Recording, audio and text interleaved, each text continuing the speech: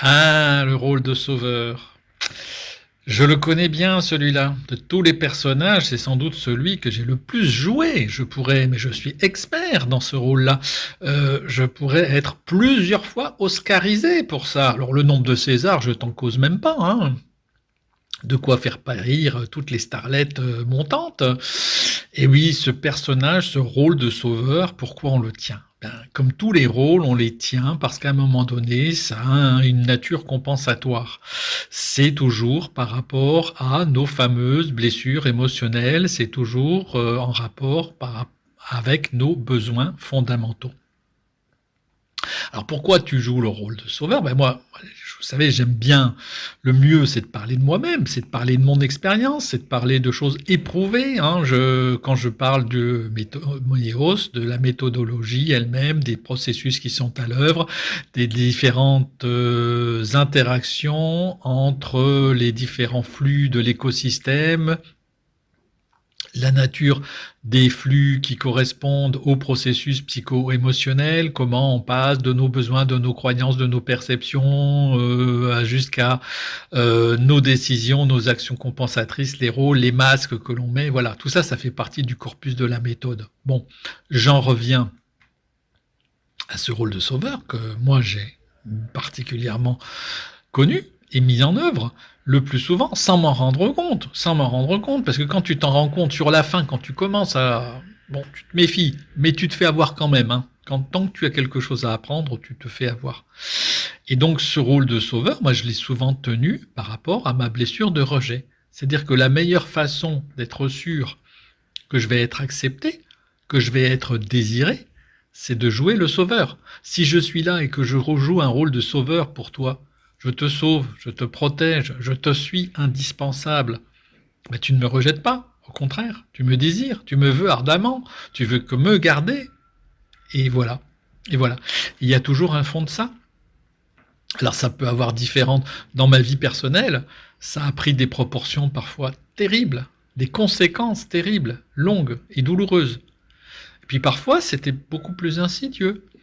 Et puis, c'est jusqu'à en devenir un automatisme, jusqu'à être toujours attiré, par exemple, dans le domaine sentimental, par des personnes, des femmes, qui avaient besoin, qui étaient dans des situations, je dirais, un petit peu de fragilité, situation familiale éventuellement, avec des enfants, peut-être un petit peu avec des problèmes, ou des besoins de sécurité pour avoir elle-même été malmenée, etc., étant dans une grande insécurité, ayant enfin besoin qu'on s'occupe énormément d'elle, mais jusqu'à l'excès, parce qu'on a tous besoin qu'on s'occupe de nous. Moi-même étant dans une blessure de rejet, j'ai ce besoin d'être désiré, j'ai ce besoin d'être choisi, mais disons que ça ne va pas jusqu'à l'excès de certaines personnes vers lesquelles j'ai pu éventuellement être attiré parce que ces personnes avaient vraiment énormément besoin d'être sécurisées parce que ça faisait des dizaines d'années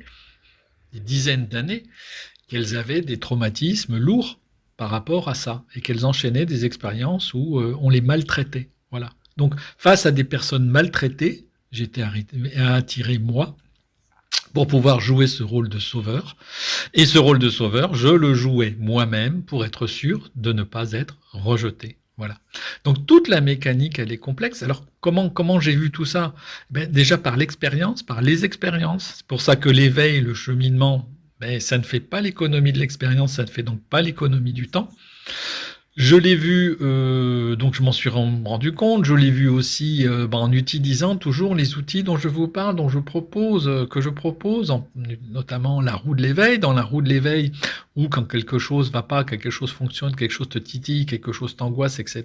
Bon, tu fais tourner cette fameuse roue pour regarder un petit peu qu'est-ce qui est à l'œuvre, quels sont les personnages qui sont à l'œuvre, quelles sont les émotions qui se pointent, comment le corps réagit, etc.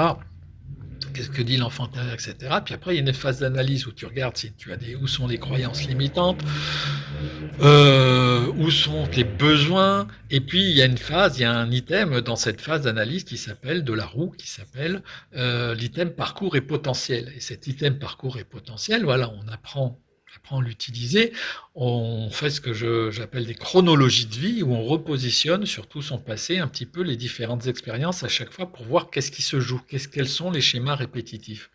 Et puis j'ai utilisé aussi beaucoup les outils comme les outils de cartographie humaine, thème astrologique, profil bodygraph du Human Design, profil hologénétique des clés génétiques, et puis voilà, il y a une vraie cohérence dans tout ça pour se rendre compte qu'effectivement, j'étais réellement, ma problématique était réellement la blessure de rejet, c'était sans doute la plus forte, il y avait l'injustice aussi, et cette blessure de rejet, effectivement, ça allait même plus loin, puisque c'était le déni que j'étais dans le rejet. C'est-à-dire que c'était dans le néi que je dis oh bah non, je m'assume, etc. Et en fin de compte, dans ma façon d'être, ma façon de vivre, ma façon de compenser, dans ma façon de compenser, je disais oui, non, mais j'assume cette façon-là, j'assume cette manière d'être, j'assume cette manière de faire, et en fin de compte, pas du tout. C'était plus je le faisais, plus j'étais dans le déni, qu'en réalité, j'étais dans le rejet. Je pensais ne pas me rejeter moi-même parce que j'acceptais ou j'affichais une manière de réagir, une manière de compenser, une manière de faire, alors que ce faisant, j'accentuais le déni. Voilà. Alors on est tous pareils. Et la question qu'on devrait se poser, c'est est-ce que je me renie, est-ce que je me rejette moi-même face au rejet? Est-ce que je m'humilie moi-même? Est-ce que je me respecte face à l'humiliation? Est-ce que je m'abandonne ou pas face à l'abandon? Est-ce que je ne suis pas en train de me trahir face à la trahison? Voilà. Donc, c'est un peu tout ça. Voilà, ce rôle de sauveur. Aujourd'hui, c'est quoi? Ça veut dire quoi? Aujourd'hui, ça veut dire que j'ai davantage conscience. En tout cas, je suis beaucoup plus vigilant si je dois rentrer en relation avec une personne par rapport à cet aspect des choses. Je connais pourquoi? Parce que je connais beaucoup plus mes besoins. Je sais ce dont moi j'ai besoin. Effectivement, en temps de j'ai besoin de connexion émotionnelle, j'ai besoin j'ai besoin de désir, j'ai besoin d'être choisi, mais j'ai pas besoin d'être assisté. C'est la différence, parce qu'il y a tout le travail derrière. Par contre, il y a ce besoin de reconnaissance au sens affectif, ce besoin de connexion émotionnelle intense. Ça, c'est important. Et ce faisant aussi, ce que je peux dire, c'est que le sauveur, c'est une posture très masculine. Et ton masculin est encore plus renforcé, le mâle, le protecteur, le sauveur, etc.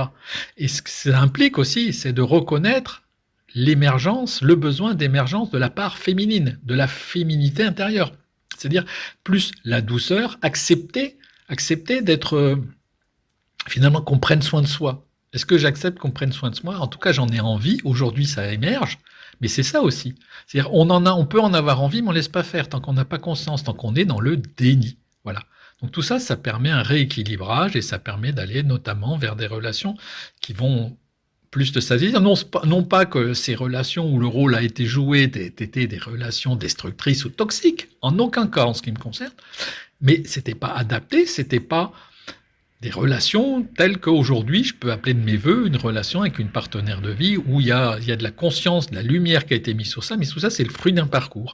Et c'est ce parcours que, éventuellement, je vous propose de faire et pour lequel je propose des outils et en tout cas pour lequel je suis là humblement, de manière, comme je dis, toujours plutôt philanthropique, hein, je vous vends rien, simplement, moi j'ai des choses à partager, j'ai des choses à transmettre, j'ai un besoin de pédagogie, ça fait partie de mon parcours, ça fait partie de mon métier, hein, en tant qu'ingénieur expert en ingénierie des processus, le fonctionnement de l'humain, la spiritualité, la métaphysique, tout ça, c'est un peu mon dada et c'est ce qui me motive. Il y en a d'autres, il y en a qui vont au foot, il y en a qui font du sport, qui font 30 bornes de jogging par semaine, il y en a qui sont passionnés de rando, il y en a qui sont passionnés de cuisine, il y en a qui sont passionnés... Voilà, moi je peux être un peu tout ça, mais surtout aussi passionné du fonctionnement de l'humain. Voilà. Bon, à bientôt!